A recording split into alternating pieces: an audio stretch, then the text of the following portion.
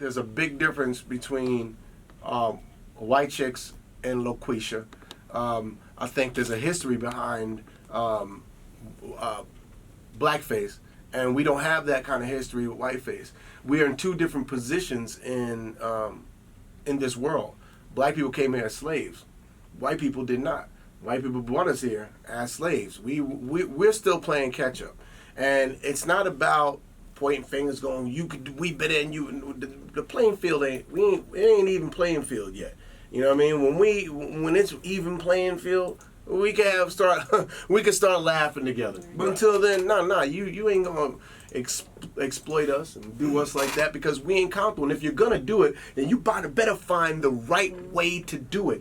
Don't just slap some, excuse my French, can I say it, curse? Yeah, don't slap some bullshit together and think that this is gonna work, because your interpretation is not authentic. Your interpretation is something that's offensive. Then you're gonna come with a title like Loqueesha. It's like, yo, if you just called the lady Lisa, and then you had a great voice, and there was a positive message, but instantly you gonna go Loqueesha, black women like, holla. Now, if it's authentic and it's funny, it's different. But it has to. A good joke means that the people that you're making fun of is laughing the loudest. If I do a joke like White Chicks, you know who loves White Chicks the most?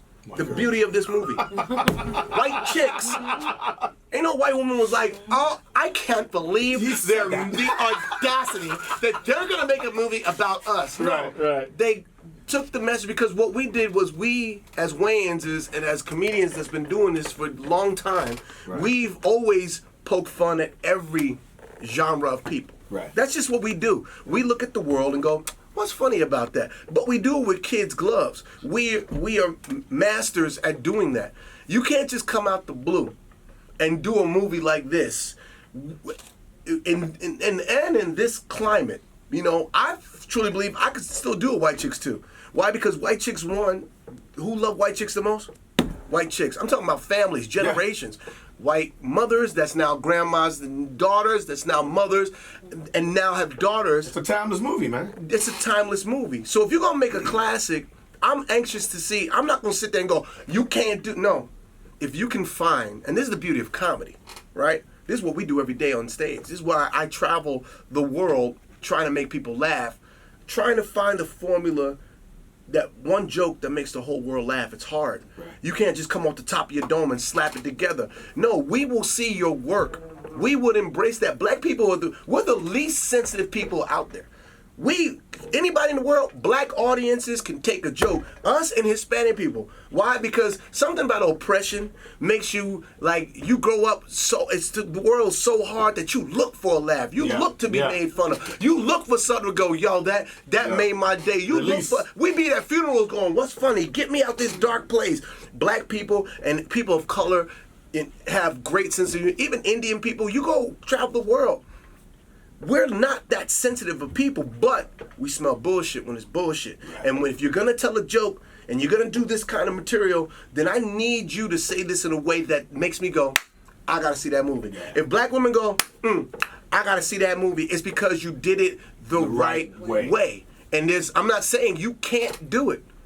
I would never tell any comedian, you can't do this. I'm saying, well, you better take your time and figure out the appropriate way to go about making that movie, to ingratiate yourself to this audience, to make black women feel good about this character that you are putting together with this name that is very stereotypical. Yeah.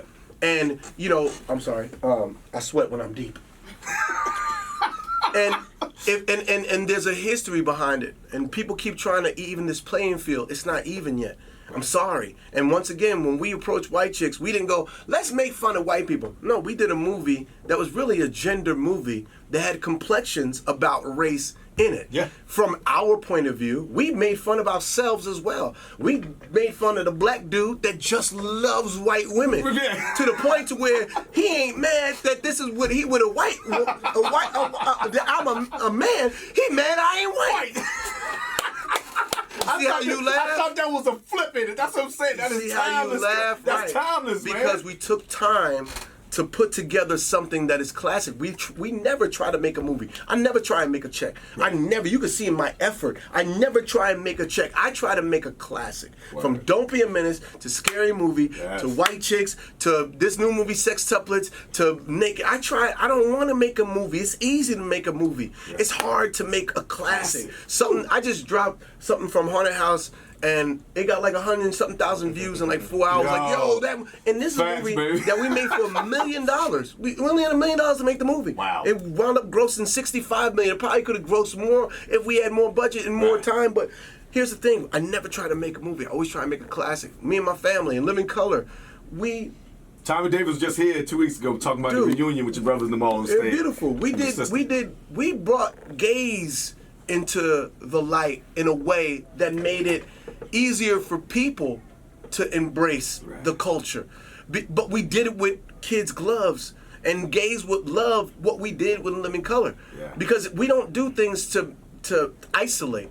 We do things to make things inclusive, to bring you together. See, there's laughs that's going to make you distant from people, and there's laughs that bring you all closer together. When you come to my comedy show, what I try to do is talk about things that's going to make our laugh bring us closer together, not further apart. I'm not here to isolate us. I'm here to bring us together. And that's with our movies, that's with my tone, that's with my heart, that's with everything I say. So when you go... the fam here with you, too, now? I got my goons. Funny Bone is on point. Who all wrote on the stage? Let him know, man. Give him the mic. Mitch Marchand. Of course. What's up, Mitch? He didn't go way back with you anyway. Wrote on. Y'all got the same texture head. like a soft 65-watt light bulb. And this DC Urban, who's just lost $500 to me because he tried to bet that he was going to be leading that me, knowing he drank way too much Hennessy. Liquor bloated in his face. All dark under his eyes. Look like Beetlejuice from Howard Stern. Don't beat me. Get on out of here. So we're going to be on stage. And like I said, look. You'll know when a movie is good. Look, I'll give you an example. When Robert Downey Jr. did the black guy in Tropic Thunder, yeah. You didn't hear much about that. No. Because he was actually kind of funny. He actually did. Black Brothers was like, yo, that's messed up. But he's funny as hell. It's fucked up. Yo, it's funny. It's true. Because but it came from somewhere. Here's why the character thinks he's this, and you know what I'm saying. Everything comes from somewhere, and it's different. It's how you do it. People think that black people go, you can't tell a joke. No. You can say whatever you want. But it better be good, because if not, you ever see the Apollo and you come out, what's up, Harlem? You know what's crazy about Harlem? It's dirty in these streets, Cricket. Say, man. Cricket. Like, what? But if you come out in the right way and you connect with people, nobody will love you more. Nobody will applaud you more. Right. Nobody will embrace you and support you more than black women. When they love you, when you do it right, you get that.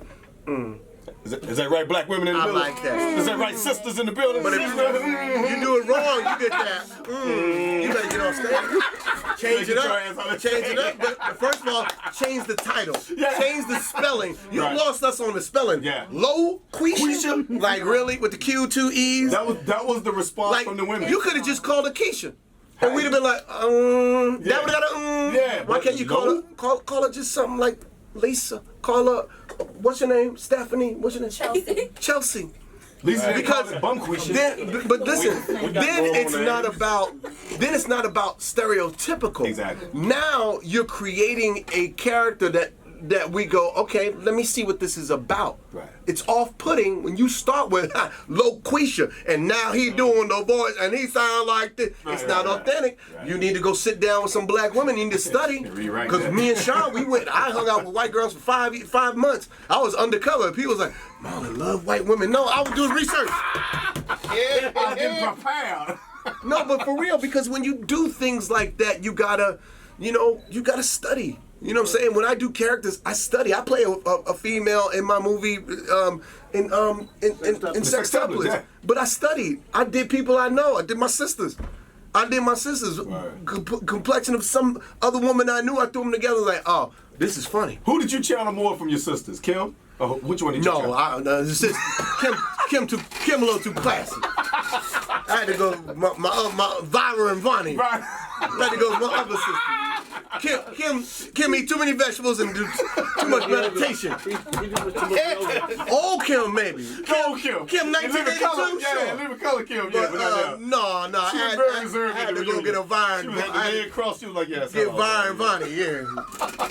But, you know, and it's authentic. It comes from somewhere. You can be broad, you can be funny, right. but it gotta have levels. You can't just do